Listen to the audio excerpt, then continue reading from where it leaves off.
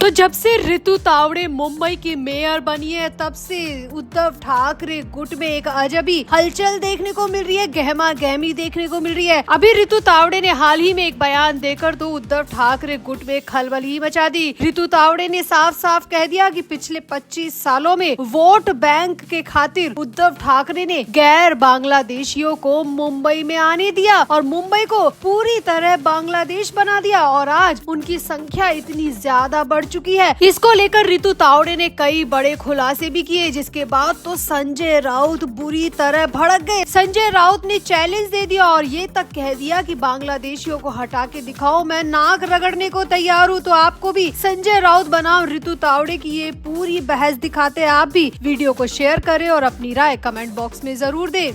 तो मुंबई की 78वीं मेयर बनी ऋतु तावड़े ने पद संभालने के बाद अपने पहले संबोधन में कई अहम मुद्दों पर बात की और कई अहम खुलासों पर भी बात की। उन्होंने पानी, बिजली, सड़क के अलावा फुटपाथ पर अवैध रूप से कब्जा जमा कर रखने वाले बांग्लादेशी फेरी वालों को हटाने के लिए अपनी सबसे बड़ी प्राथमिकता दिखाई और कहा कि बांग्लादेश फेरी वालों को हटाना उनके कार्यकाल की सबसे बड़ी प्रायोरिटी रहेगी। बीएमसी जनरल बॉडी मीटिंग में अपने पहले भाषण में मेयर तावड़े ने कहा कि शहर को सुरक्षित, स्वच्छ, विकसित और सुंदर बनाना तो उनका लक्ष्य है ही, लेकिन साथ ही साथ फुटपाथ जो कि अब मुंबई करों और टैक्स देने वालों नागरिकों के लिए उपलब्ध नहीं रह गए क्योंकि वहां पर अवैध फेरी वालों ने कब्जा जमा लिया है, तो उन अवैध बांग्लादेशियों को पूरी तरह यहाँ से हटाना है और मुंबई कर और जो नागरिक टैक्स देते हैं उनके लिए ये जगह सुरक्षित करनी है। मेयर ऋतु तावड़े ने बताया कि इस मुद्दे पर प्रशासन के साथ उनकी पहली बैठक होगी और संबंधित विभागों को पत्र भेजे जा चुके हैं। साथ ही उन्होंने कहा कि आधार कार्ड जैसे दस्तावेजों के सत्यापन के बाद अवैध फेरी वालों की पहचान कर उन्हें जल्द से जल्द हटाया जाएगा। अब यहाँ पर कुल मिलाकर ऋतु तावड़े लगातार अवैध बांग्लादेशियों पर अपना बयान दे रही है। अवैध बांग्लादेशियों जो कि मुंबई के फुटपाथों पर फेरी वाले बनकर बैठे हुए हैं, कब्जा जमा कर बैठे हैं, उन्हें हटाने के लिए वो मीटिंग करने की बात भी कह रही है। संबंधित विभाग से रिपोर्ट भी उन्होंने मांगी है। अब ऋतु तावड़े का ये अंदाज लगता है कि उद्धव ठाकरे गुट को बिल्कुल भी रास नहीं आ रहा। खुद उद्धव ठाकरे तो इस मामले में कुछ नहीं बोले, लेकिन उन्होंने अपनी तरफ से हर बार की तरह संजय राउत को आगे कर दिया और संजय राउत ऋतु तावड़े के इस पूरे बयान पर पूरी तरह भड़कते हुए नजर आए। दरअसल संजय राउत जैसे ही मातोश्री जा रहे थे तो वहाँ पर मीडिया कर्मियों ने संजय राउत को रोक लिया और संजय राउत से पूछा कि ऋतु तावड़े अवैध बांग्लादेशियों को हटाने की बात कर रही है जो कि पिछले 25 सालों में कुक्कुर मुत्ता की तरह मुंबई में कब्जा जमाते जा रहे हैं। अब संजय राउत के पास यहाँ पर बोलने को बिल्कुल भी कुछ नहीं था क्योंकि ये उन्हें भी पता है कि उनकी ही पार्टी का राज पिछले 25 सालों में बीएमसी पर रहा है और बीएमसी की अनदेखी की वजह से, बीएमसी की लापरवाही की वजह से ही अवैध बांग्लादेशियों ने मुंबई के फुटपाथों पर अपना कब्जा जमाया है। तो संजय राउत ने पहले तो मीडिया कर्मियों का सवाल सुना और उसके बाद में सिर्फ उन्होंने इतना ही कहा कि ऋतु तावड़े अभी नई नई मेयर बनी है, जैसे ही उन्हें मेयर पद की बातें समझ में आएगी, अंदर खाने की चीजें समझ में आएंगी तो उनका ये बयान पूरी तरह बदल जाएगा। फिर पत्रकारों के बार बार पूछने पर संजय राउत ने कहा कि मैं चैलेंज देता हूँ कि 25 सालों में हम जो नहीं कर पाए ऋतु तावड़े वो 5 सालों में करके दिखाए या आगे 10 सालों में करके दिखाए, लेकिन मैं चैलेंज देता हूँ कि वो जो सोच रही है वो कर नहीं पाएंगी क्योंकि ये करना इतना आसान नहीं है। किसी को इस तरह से हटा देना, मुंबई से निकाल देना बिल्कुल भी आसान नहीं है। संजय राउत ने कहा कि हमने हर किसी का वेलकम किया, तहे दिल से सबका स्वागत किया, लेकिन बीजेपी की योजना हमेशा से लोगों को यहाँ से भगाने की, निकालने की रही है। उन्हें बाहरी प्रदेश से आए लोग भी पसंद नहीं आते तो उन्हें बांग्लादेशी तो कहाँ से पसंद आएंगे। अब यहाँ पर संजय राउत खुद अपने विचारधारा में उलझते फंसते नजर आए, लेकिन ऋतु तावड़े पर उनका गुस्सा साफ साफ नजर आया। तो फिलहाल तो खबर यही आ रही है कि जिस वोट बैंक को बढ़ाने के खातिर उद्धव ठाकरे गुट ने 25 सालों में अवैध बांग्लादेशियों को यहाँ पर कब्जा जमाने दिया, रहने की जगह दी, अब उन बांग्लादेशियों के खिलाफ ऋतु तावड़े ने अपना हथकंडा अपनाना शुरू कर दिया है और मीटिंग के लिए भी संबंधित विभागों को नोटिस जारी कर दिया है, उनसे रिपोर्ट मांग ली है और आधार कार्ड के जरिए पहचान करने की मुहिम भी शुरू कर दी है। तो फिलहाल तो ऋतु तावड़े अवैध बांग्लादेशियों के पीछे हाथ धोकर बढ़ चुकी है। क्या वाकई में ऋतु तावड़े सही कर रही है? मुंबई के फुटपाथों को अवैध फेरी वालों से मुक्त कराना वाकई में बेहद जरूरी है या फिर किसी की रोजी रोटी छीन लेना ये बिल्कुल भी जायज नहीं है? आपका क्या कहना है? आप भी अपनी राय कमेंट बॉक्स में जरूर दें और वीडियो को भी शेयर करें।